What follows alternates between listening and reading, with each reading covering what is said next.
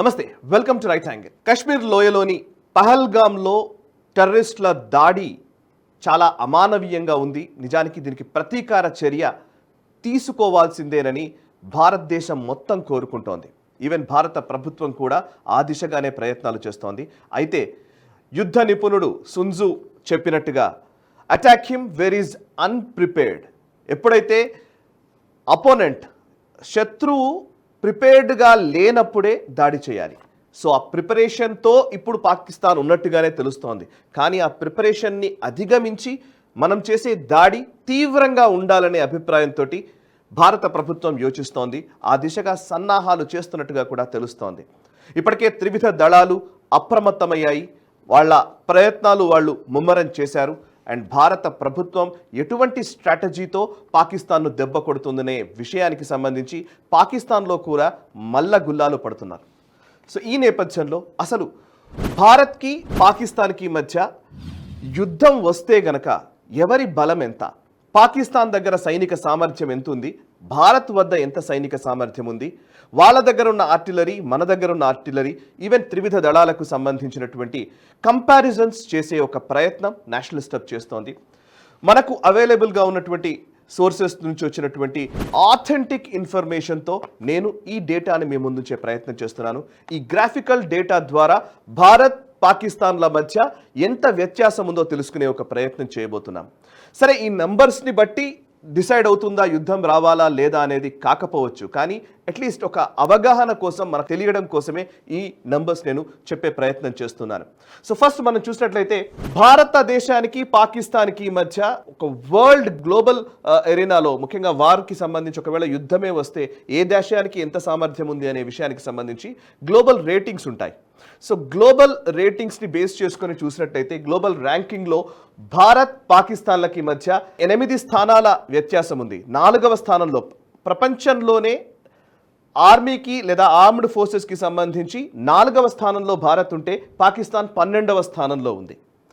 And సాయుధ బలగాల విషయానికి వస్తే భారత్లో 11,55,000 మంది సాయుధ బలగాలు ఉన్నట్టుగా తెలుస్తోంది. అదే పాకిస్తాన్ దగ్గర 5,55,000 సాయుధ బలగాలు ఉన్నాయి. పాకిస్తాన్ 7వ స్థానంలో ఉంటే భారత్ 2వ స్థానంలో ఉంది గ్లోబల్ ర్యాంకింగ్స్లో. ఇక నెక్స్ట్ సిఏపిఎఫ్ అంటే సెంట్రల్ ఆర్మ్డ్ ప్రొటెక్షన్ ఫోర్సెస్. సిఏపిఎఫ్కి సంబంధించినటువంటి దాంట్లో ఆల్మోస్ట్ బిఎస్ఎఫ్, సిఆర్పిఎఫ్ లేదా సిఐఎస్ఎఫ్, ఐటీబీపీ ఇట్లాంటివన్నీ ఉంటాయి. సో అందులో సిఏపిఎఫ్ బలగాలను చూసినట్లయితే భారత్లో ఇందాక నేను చెప్పింది ఆర్మ్డ్ ఫోర్సెస్, ఇప్పుడు నేను చెప్తున్నది సిఏపిఎఫ్. ఇది హోంశాఖ పరిధిలో ఉంటుంది. అండ్ ఆర్మ్డ్ ఫోర్సెస్ అన్నీ కూడా డిఫెన్స్ మినిస్ట్రీ పరిధిలో ఉంటాయి. సో సిఏపిఎఫ్ బలగాలు భారత్లో 25,27,000 వరకు ఉంటే పాకిస్తాన్లో 5 లక్షల బలగాలు ఉన్నారు. పాకిస్తాన్ ప్రపంచపు గ్లోబల్ రేటింగ్స్లో 7వ స్థానంలో ఉంటే భారత్ 2వ స్థానంలో ఉంది. ఇక నెక్స్ట్ ఎయిర్ క్రాఫ్ట్స్ విషయానికి వస్తే ఇండియన్ ఎయిర్ ఫోర్స్కి సంబంధించినటువంటి విషయాలు ఇవి.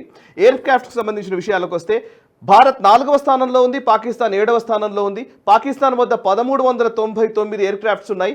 బట్ భారత్ దగ్గర 2,229 ఎయిర్ క్రాఫ్ట్స్ ఉన్నాయి. ఎయిర్ క్రాఫ్ట్స్లో మళ్ళీ ఫైటర్ జెట్స్కి సంబంధించిన డేటా ఇది. ఫైటర్ జెట్స్ అంటే రఫేల్ కావచ్చు, లేకపోతే మిగ్ కావచ్చు, లేకపోతే సుఖోయ్ కావచ్చు, మిరాజ్ కావచ్చు, ఇట్లాంటి ఫైటర్ జెట్స్ మన దగ్గర ఉన్నాయి. రఫేల్ అత్యాధునికమైనటువంటి టెక్నాలజీతో ఉన్నటువంటి రఫేల్ యుద్ధ విమానాలు మన దగ్గర ఉన్నాయి. భారత్ దగ్గర 513 ఫైటర్ జెట్స్ ఉంటే పాకిస్తాన్ దగ్గర 328 ఉన్నాయి. పాకిస్తాన్ దగ్గర F-16లు ఉన్నాయి, అమెరికా నుంచి వచ్చినటువంటి F-16s. సో అవి చాలా కాలం క్రితం కొనుగోలు చేసినవే కాబట్టి ఈవెన్ రఫేల్ ఈ మధ్య కాలంలోనే మన దగ్గరికి వచ్చాయి కాబట్టి సో అత్యాధునికమైనటువంటి పరిజ్ఞానం మన దాంట్లో ఇమిడి ఉంది. కాబట్టి మన భారత ప్రభుత్వం ముఖ్యంగా 4వ స్థానంలో ఉంటే ఫైటర్ జెట్స్ విషయంలో పాకిస్తాన్ 6వ స్థానంలో ఉంది గ్లోబల్ ర్యాంకింగ్స్లో. ట్రాన్స్పోర్ట్కి సంబంధించి చూసినట్టయితే 270 రవాణా వాహనాలు భారత్ దగ్గర ఉన్నాయి, 64 మాత్రమే పాకిస్తాన్ దగ్గర ఉన్నాయి. పాకిస్తాన్ 11వ స్థానంలో ఉంది, భారత్ 4వ స్థానంలో ఉంది. మరొక వైపు ఏరియల్ ట్యాంకర్స్, ఇది ఎయిర్ ఫోర్స్కి సంబంధించినటువంటి డేటానే. ఇది ఏరియల్ ట్యాంకర్స్ ఉంటాయి, అవి భారత్ దగ్గర 6 ఉంటే పాకిస్తాన్ దగ్గర 4 ఉన్నాయి. పాకిస్తాన్ 13వ స్థానంలో ఉంది, భారత్ 11వ స్థానంలో ఉంది. హెలికాప్టర్స్ ఇవి చాలా ఇంపార్టెంట్. చాపర్స్ చాలా ఇంపార్టెంట్ రోల్ పోషిస్తాయి. ఈ చాపర్స్లో భారత్ 899 చాపర్స్ మన దగ్గర ఉంటే పాకిస్తాన్ దగ్గర 373 ఉన్నాయి. పాకిస్తాన్ 10వ స్థానంలో ఉంది అండ్ భారత్ వచ్చేసి 4వ స్థానంలో ఉంది. ఇక అటాక్ హెలికాప్టర్స్ ఇవి చాలా ఇంపార్టెంట్. ఈ అటాక్ హెలికాప్టర్స్లో ప్రచండ కావచ్చు, అపాచే కావచ్చు, MI-24 కావచ్చు, ఈ అటాక్ హెలికాప్టర్స్లో కూడా మనం అత్యాధునిక టెక్నాలజీనే కలిగి ఉన్నాము. ఈ హెలికాప్టర్స్లో భారత్ 80 హెలికాప్టర్స్ అటాక్ హెలికాప్టర్స్ ఉంటే భారత్ దగ్గర, పాకిస్తాన్ దగ్గర 57 ఉన్నాయి. పాకిస్తాన్ 11వ స్థానంలో ఉంది, భారత్ 8వ స్థానంలో ఉంది. ట్యాంకర్స్ ఇది ఆర్మీకి సంబంధించినటువంటి ట్యాంక్స్ మనకు చాలా ఇంపార్టెంట్ రోల్ పోషిస్తాయి. ట్యాంక్స్ మన దగ్గర 4201 ఉన్నాయి, పాకిస్తాన్ దగ్గర 2627 ఉన్నాయి. పాకిస్తాన్ 7వ స్థానంలో ఉంది గ్లోబల్ ర్యాంకింగ్స్లో, భారత్ 5వ స్థానంలో ఉంది.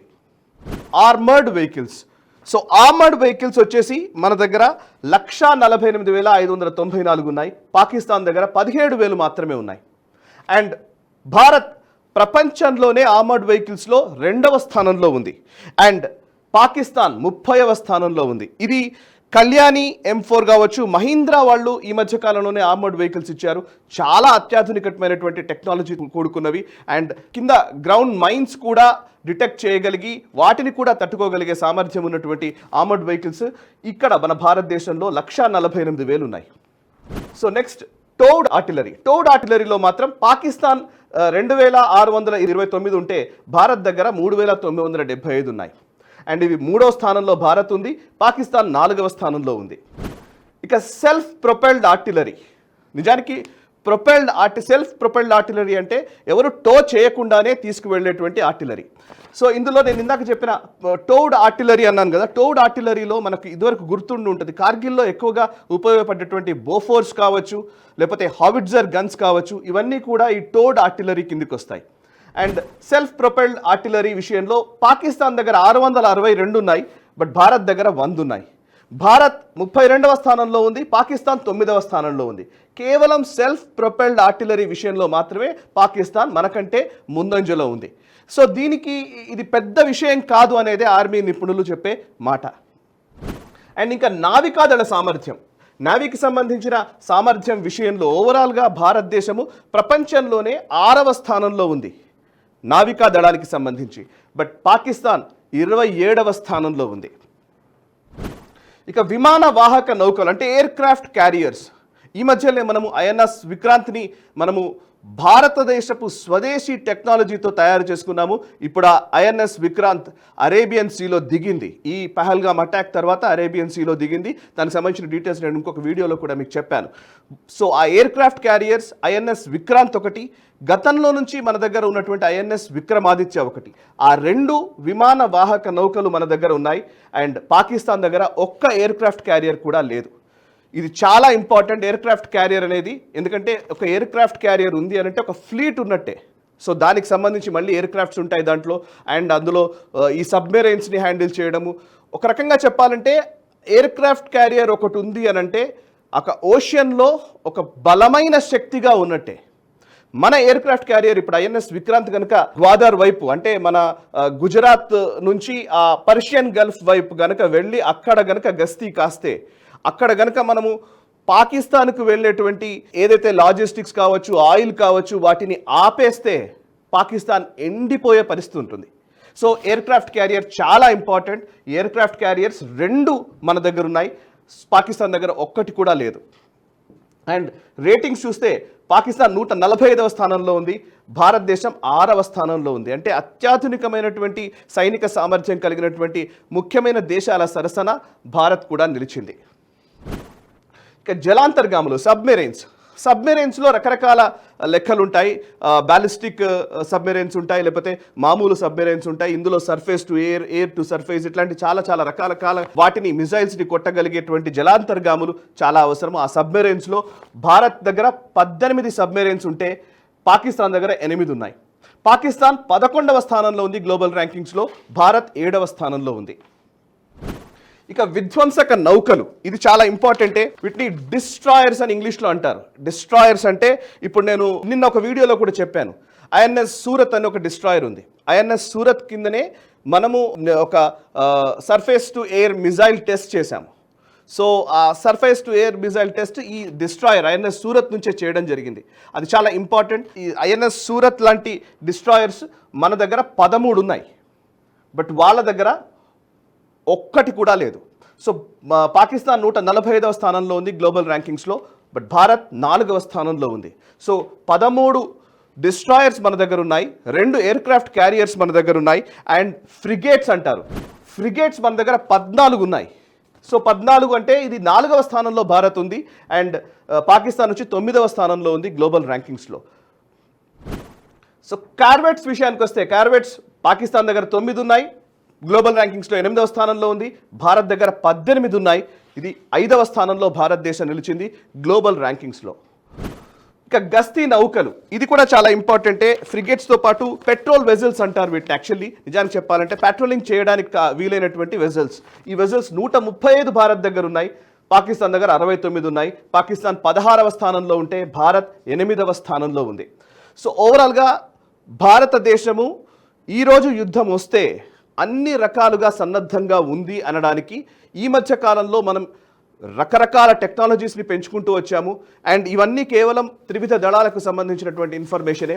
త్రివిధ దళాలకు సంబంధించిన ఇన్ఫర్మేషన్ మాత్రమే కాదు, మనం ఇంకా ఆలోచించాల్సినవి కూడా ఉన్నాయి. ఇప్పుడు ప్రెడేటర్ డ్రోన్స్ కావచ్చు, లేకపోతే ఈ స్వామ్ ఆఫ్ డ్రోన్స్, అంటే ఒకేసారి ఒక గుంపుగా డ్రోన్స్ వెళ్ళి అటాక్ చేయగలిగే సామర్థ్యం ఉన్నటువంటి డ్రోన్ టెక్నాలజీని మనం పెంచుకున్నాం.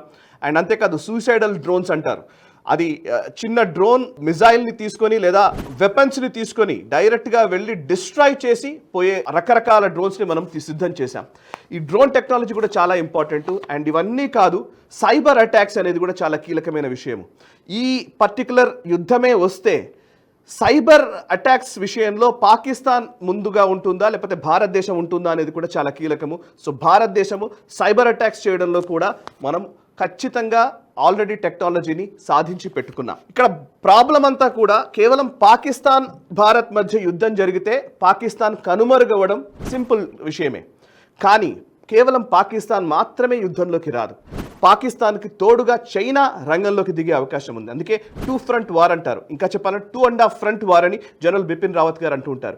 ఓవైపు పాకిస్తాన్, ఇంకోవైపు చైనా కలిసి దాడి చేస్తే మనం ఎలా తిప్పికొట్టగలము అనేది మేజర్ అంశం. సో పాకిస్తాన్ విషయంలో చైనా అంతగా ముందుకు వస్తుందా అనేది కూడా చూడాల్సిన విషయమే.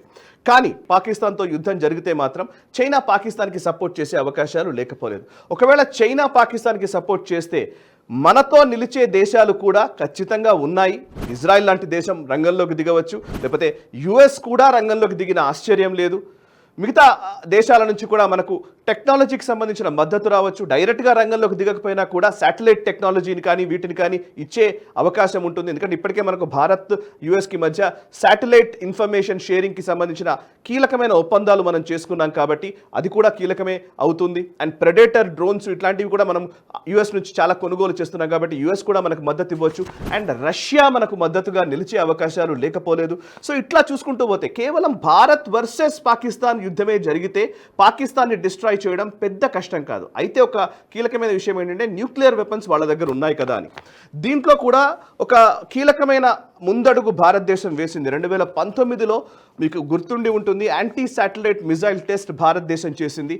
అది చాలా కీలకమైన టెస్ట్. అది మనకు ఎయిర్ స్ట్రైక్స్ చేసిన తర్వాత, బాలాకోట్ ఎయిర్ స్ట్రైక్స్ అయిపోయిన తర్వాత పాకిస్తాన్ ఒకవేళ మనపైకి న్యూక్లియర్ దాడి చేసే అవకాశం ఉందా అన్న చర్చ నడుస్తున్న టైంలోనే మనం ముందస్తుగా యాంటీ శాటిలైట్ మిజైల్ టెస్ట్ చేశాం. నిజానికి పాకిస్తాన్ దగ్గర శాటిలైట్ టెక్నాలజీ లేదు. సో చైనా నుంచే శాటిలైట్ టెక్నాలజీ పాకిస్తాన్ తీసుకుంటుంది. సో ఆ శాటిలైట్ టెక్నాలజీ ఉపయోగిస్తే కానీ న్యూక్లియర్ మిజైల్స్ని కొట్టడానికి అవకాశం ఉండదు. ప్రిసైజ్డ్గా న్యూక్లియర్ అటాక్ చేయాలి అని అంటే కనుక శాటిలైట్ అవసరం అవుతుంది. సో శాటిలైట్ని డిస్ట్రాయ్ చేయగలిగే సామర్థ్యము మన దగ్గర ఉంది. ఒకవేళ భారతదేశము యుద్ధమే చేస్తే పాకిస్తాన్తో, పాకిస్తాన్కి అనుకూలంగా వాళ్ళు న్యూక్లియర్ వెపన్ వాడాలని నిర్ణయం తీసుకుంటే, దానికి శాటిలైట్ టెక్నాలజీ కనుక చైనా నుంచి వస్తే ఆ చైనీస్ శాటిలైట్ని కూడా ప్రిసైజ్డ్గా కూల్చగలిగే సామర్థ్యం భారతదేశం దగ్గర ఉంది. సో ఇవన్నీ ఈక్వేషన్స్, నంబర్స్తో యుద్ధం ఎప్పుడు ఉండదు. నిజానికి రష్యా ఉక్రెయిన్ మధ్య యుద్ధాన్ని మనం చూసాం. యుక్రెయిన్ చాలా చిన్న దేశం అయినప్పటికీ కూడా సర్వైవ్ అవుతుంది అని అంటే కనుక ఇంకా అనేక కారణాలు దీంతో ముడిపడి ఉంటాయి కాబట్టి డైరెక్ట్గా యుద్ధంలోకి వెళతారా అనే చర్చ కూడా ఖచ్చితంగా ఉంటుంది. ఒకవేళ వెళితే అది వేరు, బట్ వెళ్తే ఒకవేళ ఎవరి బలం ఎంత అని తెలిపే ప్రయత్నమే ఇది. కానీ వెళుతుందా లేదా అనేది స్ట్రాటజిక్ డిసిషన్, అది భారత ప్రభుత్వం తీసుకోవాల్సిన నిర్ణయము. భారత ప్రభుత్వం చాలా సింపుల్గా ఆవేశంగా మనం చెస్ట్ థంపింగ్ నినాదాలు చేసినట్టుగా కాదు. భారతదేశం ఆవేశపూరితంగా ఎప్పుడూ వ్యవహరించదు. భారత ప్రభుత్వానికి ఉన్న దూరదృష్టి లేదా వ్యూహాన్ని దృష్టిలో ఉంచుకొనే వాళ్ళు నిర్ణయాలు తీసుకుంటారు. అండ్ సింపుల్గా యుద్ధం అనేది వస్తే ఇక ఈ రోజున్న పరిస్థితుల్లో పూర్తిగా అయిపోయింది, ఇంకా పాకిస్తాన్ అయిపోయింది అనుకునే పరిస్థితి ఉండదు. బట్ భారతదేశం పైన కూడా ప్రభావం ఉంటుంది కాబట్టి భారత ఆర్థిక పురోగతి విషయంలో కూడా కొంత ఆచితూచి ఆలోచించాల్సిన అవసరం ఉంటుంది. కాబట్టి ఎటువంటి నిర్ణయం తీసుకుంటారో మనం వేచి చూద్దాం. బట్ పాకిస్తాన్కు మాత్రం గట్టి జవాబు ఇవ్వడం మాత్రం తథ్యం. ఆ విషయంలో మాత్రం ఎటువంటి సందేహము అక్కర్లేదు. అండ్ ఈ డీటెయిల్స్ మీకు నచ్చినట్లయితే మీకు కమెంట్స్ ద్వారా మీ అభిప్రాయాలు మాతో పంచుకోండి. అండ్ ఈ వీడియోని ఎక్కువ మందికి షేర్ చేసే ప్రయత్నం చేయండి. వీలైతే లైక్ చేయండి. మనసా వాచా కర్మణ దేశహితం కోసం పరితపించే నేషనలిస్ట్ గ్రూప్ ఆఫ్ ఛానల్స్ని సబ్స్క్రైబ్ చేసుకొని జాతీయవాద జర్నలిజాన్ని ప్రోత్సహించండి. Thank you very much. ఈ వీడియో మీకు నచ్చినట్టయితే లైక్ చేయండి, 10 మందికి షేర్ చేయండి. అలాగే కామెంట్ల రూపంలో మీ అభిప్రాయాలను మాతో పంచుకోండి. Nationalist hub group of channels ను సబ్స్క్రైబ్ చేసుకుని తెలుగునాట జాతీయవాద జర్నలిజాన్ని ప్రోత్సహించండి. ఈ వీడియో కింద ఉన్న బెల్ ఐకాన్ పై క్లిక్ చేయడం మర్చిపోవద్దు.